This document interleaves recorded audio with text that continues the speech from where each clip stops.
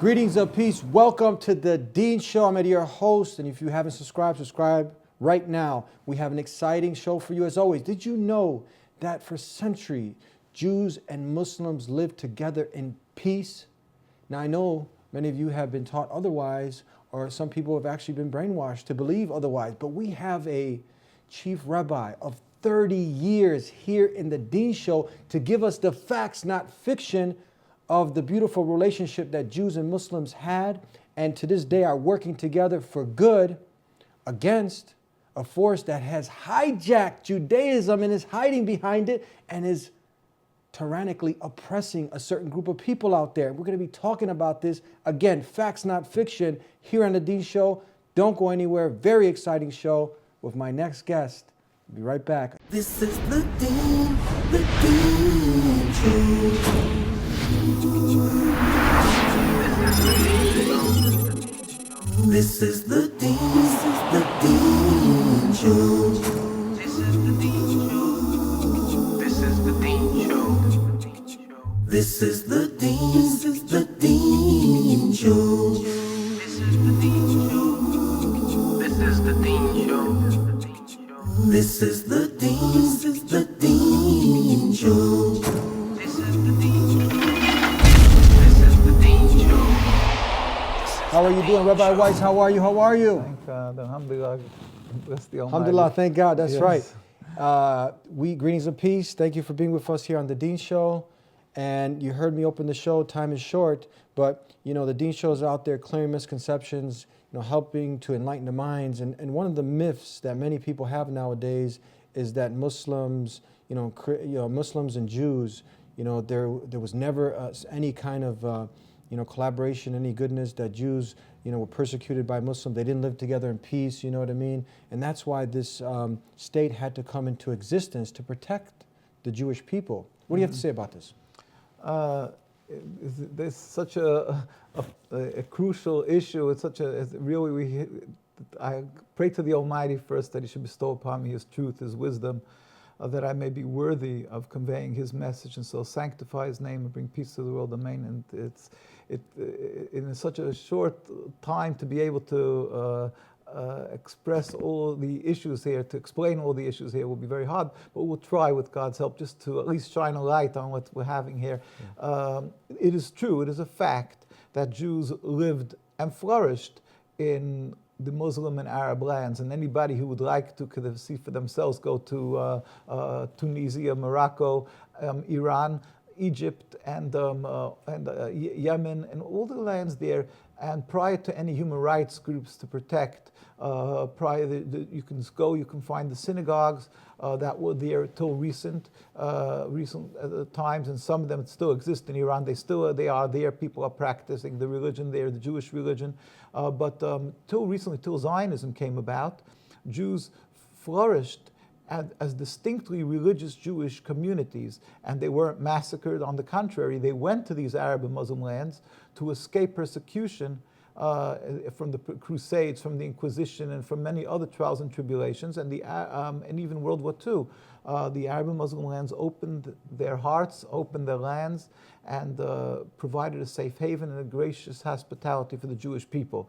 Again, clearly we have different religion, and yet we were accepted in these Muslim and Arab lands. We believe in one God, and we were accepted. We have different ways of serving God, but yet, we were respected, and even the Muslim religion requires of that, the Muslim people to provide protection and hospitality, and they did carry that out. That's clear. Nobody could refute this fact. Although, unfortunately, Zionism and the Zionists try constantly to vilify the Muslim people and try to recreate a scenario of as if we have some deep embedded religious conflict and hate between Jews and Muslims. And that is so deplorable, despicable, and really there's no words, it's a Nakba.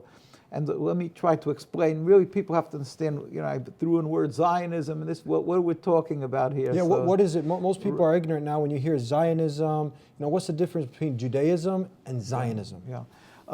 With God's help, the Judaism is a religion. It is a covenant that Jewish people made some 3,000 years ago on Mount Sinai to be subservient to God and to follow the laws of the Torah, 613 commandments in the Torah.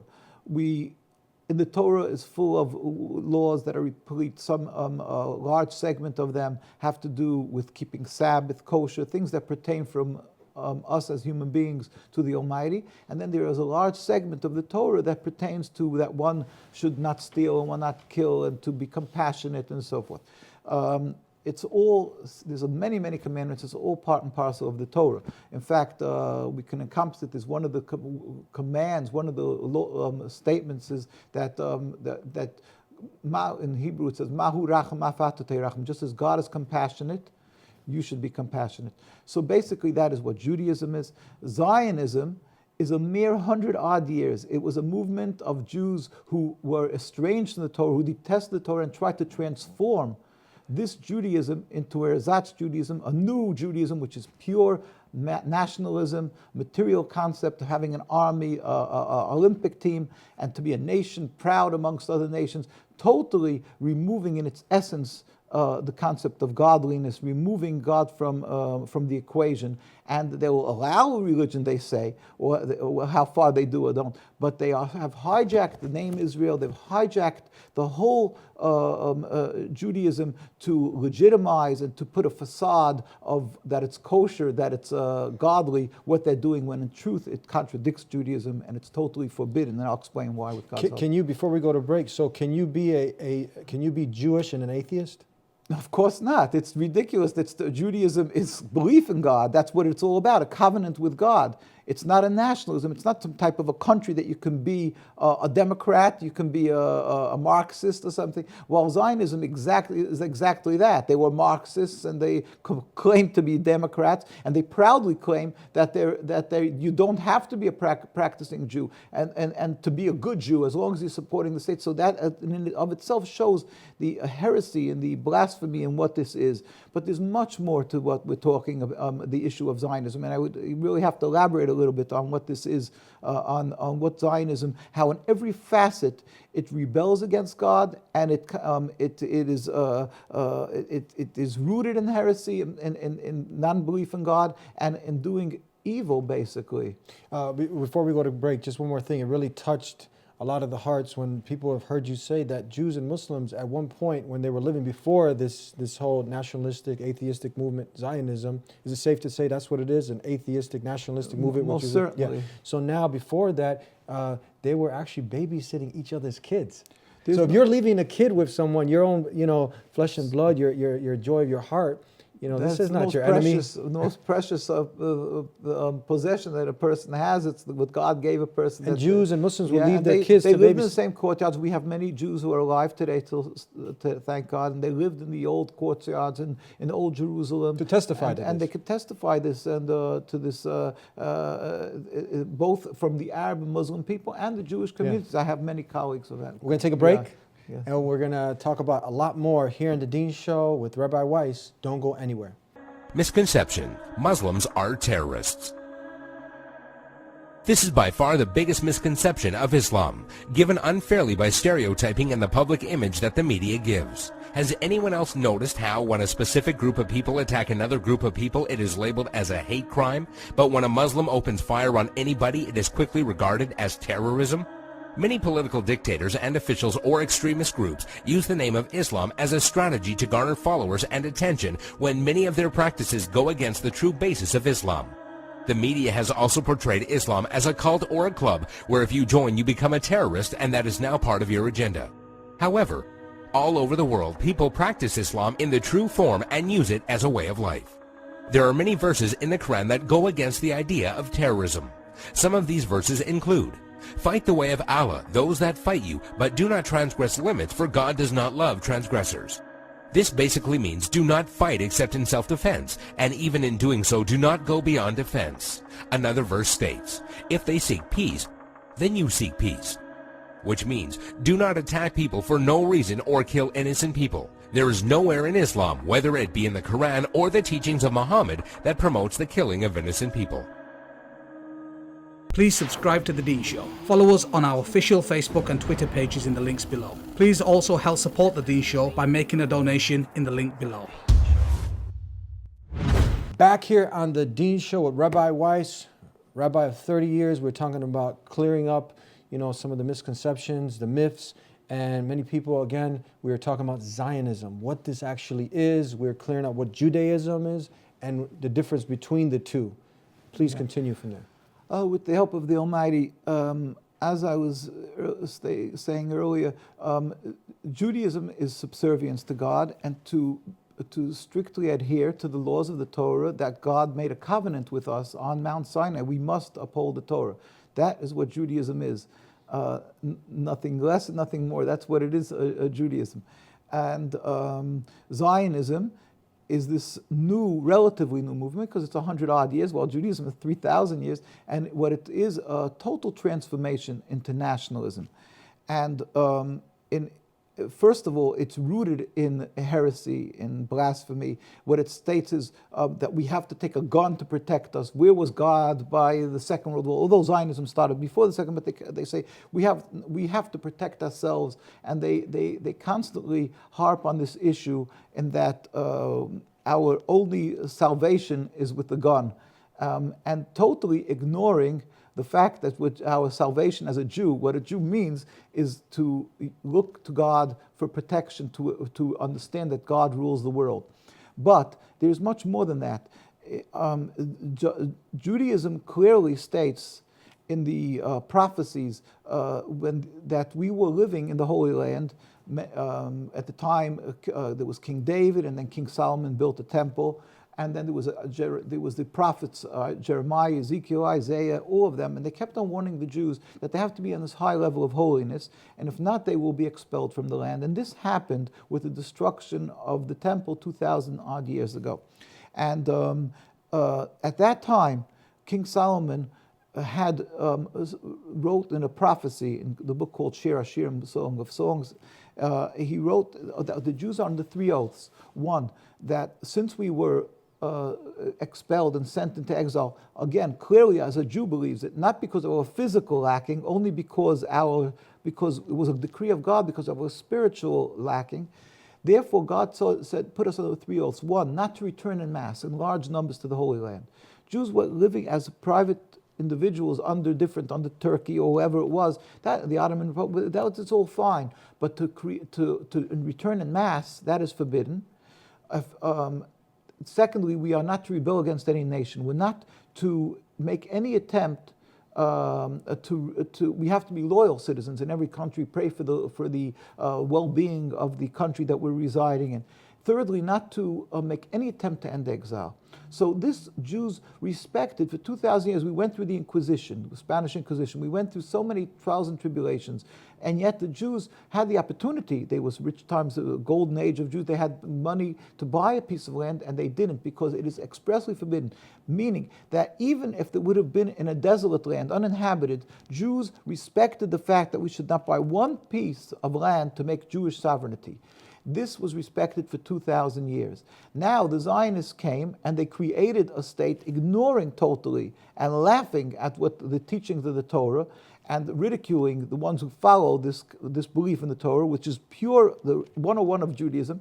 And they said, where was God to protect us? They simply discredit God and the Torah, and therefore they said, we're going to make a state, as supposedly for protection or whatever reason. At the same time, this is not enough, but the fact that they made their state in a land that was inhabited, it wasn't a desolate land, it wasn't an uninhabited land, it was inhabited. That's a myth there. They used to say that mantra was, it was a land without a people without a land. So now they decided to create this state in a land that was inhabited, the vast majority were Muslim. Then there was a Christian community, and there was a Jewish community. All 3 of these communities were Zionists, because the Jews were in almost its entirety, they were the religious communities. And this Zionism came from Europe with the backing of Britain and so forth, and they decided to create a state. So it really breached the laws and the commands of God in every facet.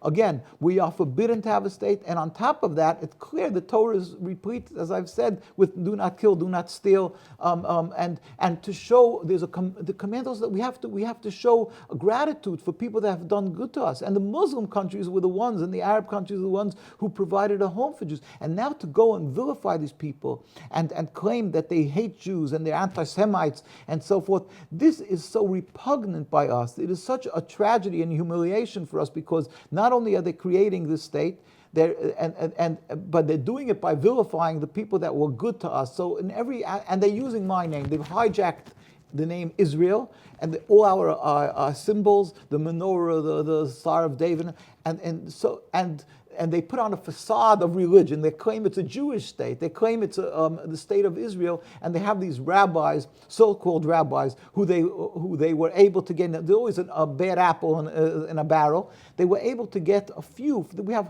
tens of thousands of rabbis we've had, especially before the Second World War. And they were able to glean a few for a few dollars or whatever they did, and they were able to get a few, and they used these and made them big, and these people, as a lawyer, would be able to twist the case, a gifted lawyer. So these rabbis, although they know the Torah, some of them don't, but what they do is they simply twisted the Torah. And in the Talmud, in the Torah, it warned us that just as like a Jew is not allowed to eat a worm, it's just like we're not allowed to eat pig. So there's a saying in the Talmud, there's 150 ways to prove that you can eat a worm. Although it's clear in the Torah we're not allowed to. It's a verse in the Torah. In other words, they're trying to say that you can twist anything if you want to twist something. So they've taken these supposed rabbis, they made a rabbinate, a chief rabbi, and it's all a farce and it's a facade, and it's just representing this hypocrisy called the State of Israel, which is totally non-religious. They detest religion. They call it a democracy, not a religion. And so in every facet, this is contradictory to Judaism, and all the rabbinical authorities, with God's help, will show you, especially the chief rabbis of Palestine. Now you said chief rabbi at that time, before this was formed, right. He went to the United Nations, and what did he do? Yes, and we have a book called Traditional Torah Opposition to Zionism. And in 1947, the year before the State of Israel was ratified, and the chief rabbi of Palestine turned to the United Nations. We have all the pictures of it. We have all the, he said, and just one statement, we furthermore, this is Rabbi Dushinsky, the chief rabbi of Palestine, of the Ashkenazi community. And there was the Sephardic rabbis also, and he said, we furthermore wish to express our definite opposition to a Jewish state in any part of Palestine. This was a declaration before the United Nations, July 16, 1947. 4 months later, when they saw they were being ignored, he again turned to he sent a communication to the Secretary General of the United Nations in Lake Success, and he said, the Jewish Orthodox community, called Eid HaChared, this God-fearing community, because the others are not that, he said, of Jerusalem comprising 60,000 souls, objects to the plea of including Jerusalem in the Jewish state or its residents becoming automatically citizens of the Jewish state. Our community demands that Jerusalem be an international zone under your protection, with full autonomy, its residents be free citizens. So basically, what's this? We have to go to break. So if somebody wants to Google his name, his name was Rabbi Yosef Tzvi Dushinsky, chief authority of the Jews at that time. He represented the Jewish community, and you can even in the United Nations we have the pictures where he sat with them, and it's in the United Nations document. He wasn't the only one. Across the board, we have the rabbis speak out, 130 years of religious Jewish opposition to Zionism, the greatest Torah authorities. Yeah, your grandparents were actually Holocaust survivors. My grandparents were killed in Auschwitz. My father escaped, went to Italy, came to the United States, and he was actually a follower of one of the greatest Torah authorities in Europe, and his name was, they called the Minkacher from a city called Munkach, and Rabbi Shapiro, and he was a great Torah authority, and he was one of the most vociferous against Zionism. But we have many, like the Rabbi Yosef Yisrael Meir Cohen, called the Chavetz Chaim, who wrote, everybody recognized him as the greatest, like one of the greatest codifiers of Jewish laws before the war. And in every community they recognize him. And he said, I'm quoting him, therefore every man, the Zionists are dead limbs of our people, which would cause the entire body to rot. In Omer Ani Masul Melech, paragraph 16. So these are, we're going to take a break, but these are all chief these are all the greatest rabbis, leaders, leaders of the community. Jewish people. In its entirety, there was you can count on the hand. The Zionists, when they came to be in Europe and all in the other communities in Palestine, the Jewish communities threw them out. They totally ostracized them. They didn't. Zionism was not acceptable in any manner, shape, or form in Judaism. Here with Rabbi Weiss, we're going to take a break. Peace activists calling for peace, and Muslims and Jews working together for peace. We'll be right back here on The Dean Show. Please subscribe to The Dean Show. Follow us on our official Facebook and Twitter pages in the links below. Please also help support The Dean Show by making a donation in the link below. Back here on The Dean Show with Rabbi Weiss. Now, usually when people come out and they say anything, they'll get a backlash and people say, look, you're anti-Semitic, right? Or if even a rabbi such as yourself, and we see right now, we're seeing pictures with, I think there was like 50,000 Jews, many rabbis, you can see the pictures right now coming out, and this is in New York, and they're staunchly against this movement that has been responsible for terrorism and terrifying people, innocent people, children, and whatnot. So what do you say? What do you have to say when someone uses these things, right, these nasty words? Yeah, I'm happy that you brought this up because unfortunately the world thinks that the more Jewish you are, the more religious you are, the more Zionist you are.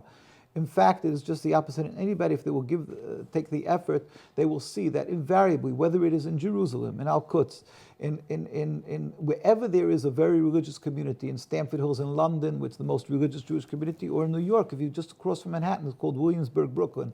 And I can go on and on. Wherever around the world, the more religious, the more anti-Zionist, because as I've explained, Zionism is totally contradictory. It's really antithetical to Jews. It just, the two cannot meet. It's impossible. Judaism is subservience to God. Zionism is rebelling against God in every facet. Now, the Zionists, being that they don't have the godly fear of God and this morals given by God of how one should live his life. Therefore, they have no compunctions with using the Judaism as a facade and a stick to intimidate others. That they wave the Bible and they use this emotional music. Oh, we were 2,000 years in exile and now we finally got back the land. We're a continuation of King David. And to us, we could vomit from this, listening to this, because it's so despicable. Because everybody, if you would just follow their lives, the whole state of Israel is breaches all the 10 commandments and everything of the Torah. They don't they desecrate the Sabbath. They have non-kosher foods, that they have pigs and everything. They dig up graves for archaeological purposes. And I go on and on. They do forced autopsy. But not only that, they brutally beat the Jews who are religious Jews. They detest religious Jews. I just may say a statement. Theodor Herzl, in traditional Torah opposition to Zionism, Theodor Herzl wrote that the solution, and I have this in this. We have some of their statements. He said, I'll quote him in his own diary. The way to solve the problem of anti-Semitism is to speak to the head priest of Vienna, to get an appointment with the Pope to make a mass conversion of all the Jews of Austria to Catholicism. That was his solution. It should be done on a Sunday in the middle of the day with music and pride publicly. We are the last generation that held on to the faith of our forefathers. Jews gave their lives for their religion throughout the history. And he says, we'll just drop it with music and pride. And he himself carried out he had one son, and he announced publicly that he's not circumcising his son, the thing that Jews gave their lives for. There was one, Zev Jabotinsky, also one of the fathers of the Irgun, Lechi. There was a prime minister called Begin. He was his mentor. Everybody knows him who follows Zionism. And he wrote in an article in 1919 in Palestine. What book is this now This again? is, again, a traditional Torah opposition to Zionism. It's historic documents on nkusa.org. You can find nkusa. That's your website. That's our website. You can find. And he wrote openly in a newspaper called the Chadash's Haaretz, that means the news of the land, he wrote, 1919, in the national home we will announce that those Jews who have on themselves the rust of exile and they refuse to shave off their beards and earlocks, payas it's called, will be second-class citizens and will not have the right to vote. Now, imagine that. If an Arab person would say this, a Muslim country would say that, the Zionists would be all over them and say, how dare you do it? And they're the protectors of the Jewish people around the world. This is their hypocrisy, what they are. But not only that, the Jewish people, we're never militant. We're not armed. We don't carry arms. And yet when we have simply to voice our opposition to the Zionist occupation of Palestine and what they're doing, we have demonstrations. Now, who are these people? These are rabbis, Jews. Some of them are rabbis, some of them are laymen, just now, Jews. These are Zionists. These are these police. Muslims beating them? These are the Zionists. They're police. They're soldiers. So Zionists are beating them. They're brutally beating them. We have reams and reams of pictures that can go to our site, NKUSA, and there's links. You can see, we have, as you've mentioned, we have demonstrations that never get covered because of their intimidation around the world, that you're anti-Semitic if you oppose them. So newspapers fear the fear of to dare speak up against Zionism or to show any sympathy for the Palestinian cause. Here we have tens of thousands of Jews when Netanyahu came to visit President Obama. We have, as you said, in New York, we have every year we have many times demonstrations. And they're saying tens of thousands of Jews saying that we are against the existence, the mere existence of this rebellion against God called the Zionist state of Israel. We don't accept it. It's unacceptable to God. Not we don't accept it. It's unacceptable because we are Jews. Because we are Jews, we oppose the existence of the state of Israel. We sympathize, we cry with the people of Palestine in their suffering. And what happens in Palestine? This is what happens in Palestine. We get brutally beaten. These are Israeli soldiers. This is what they do day in and day out. We get arrested, we get brutally beaten, our leaders were assassinated.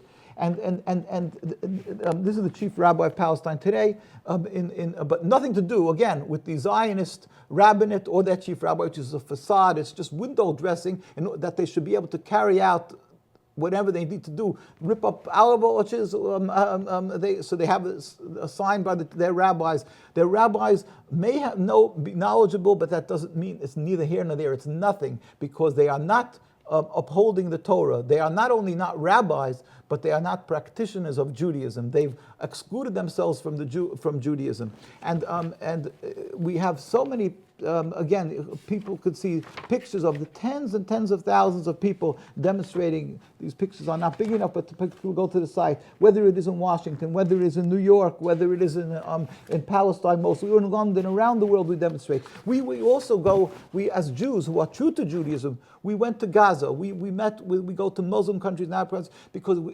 it's a requirement, as the chief rabbi of Palestine, Rabbi Teitelbaum, said. We are required to let the world know that these Zionists and their state does not speak for the Jewish people, and they are not in any way have the right to use Judaism to oppress, to steal the land from the Palestinian people. These people who are good to us, and we babysat each other's children, we live together, they have no right to steal from them. The Torah doesn't permit you to steal. And here we went to Gaza, we brought, just recently we sent an ambulance. We couldn't go recently because of what's happening. We usually go through Egypt, but unfortunately what's happening. But we sent from Norway, together with the people from Norway, we brought an ambulance. We went twice there after the attacks on Gaza a few years ago. And here we're non-political, so we're good with all the factions, with President Abbas and with the Prime Minister. This is meeting with Prime Minister Ismail Haniyeh in Gaza, and we meet with, and we went to the Iran and to Sheikh Qaradawi and all the people and the kings and leaders, thank God, to tell them that the people should understand that the religion isn't the issue. The Zionist wants to confuse, to make it that there's a religious conflict. Nothing to do with religion. On the contrary, the Muslims and the Arab people were for us our friends and our patrons, the ones who protect us and provide a safe haven, and they should not be full victim of this evil movement of Zionism. With God's help, if you will remove this impediment to peace, Zionism, a relatively new ideology, so 100 mere years, then the Jews and Muslims and Christians were living for hundreds and hundreds of years, and it was never a problem. We could just remove that little drop of sand that was thrown in the person in the eye. You can't. That Zionism, remove that impediment to peace.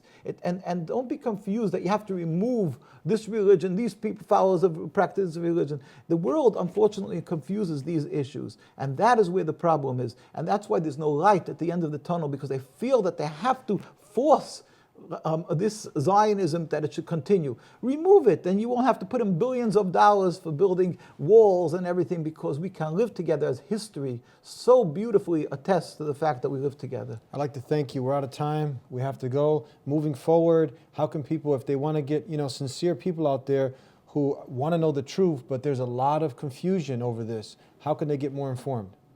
Well, with God's help, they can go to our site, www.nkusa.org, and as in November, nkusa.org, and there's a lot of sites, links, they can go to that. We urge people, don't call it a Jewish state, call it a Zionist state. You shouldn't fall into the trap of being referred to as anti. And we urge people both to pray to the Almighty, who ultimately is the one who brings the results, and do not be silent, do not be intimidated. Stand up for the people of Gaza and Palestine, to urge the leaders, just as South Africa was stopped from the apartheid. We can, with God's help, we will be able to, by having and putting pressure on our politicians, that they should understand they have to stop this injustice. And we plead with people, invite us and let us know of conferences around the world, and bring us there. We do not charge honorariums. It's our godly obligation to educate the world to understand that there is a way out of this terrible, terrible Nakba, this tragedy, simply by removing this impediment to peace. God help speedily, peacefully, and sooner nowadays. And then we can live together in peace and harmony. In peace. Thank you so much. Thank you so much for being with us here on the Dean Show, Rabbi. Thank you. And that was Rabbi Weiss. As you can see, Jews and Muslims lived. It's a fallacy that they didn't live together in peace, that they actually babysat each other's kids. And the rabbi had mentioned apartheid. Now, I'm going to end with this quote from Nelson Mandela, where he stated that apartheid is a crime against humanity. Israel has deprived millions of Palestinians of their liberty and property. It has perpetuated a system of gross radical discrimination and equality. It has systematically incarcerated and tortured thousands of Palestinians contrary to the rules of international law. It has, in particular, waged a war against a civilian population, in particular, children, in particular, innocent children. Get informed, get enlightened, and don't be someone who's just blindly hating. And connect with God, connect with your Creator, and ask Him for the guidance. He'll make it clear. We'll see you next time on The Dean Show. Subscribe if you haven't already. Follow us on the social media tools, and we'll see you next time. Until then, peace be unto you.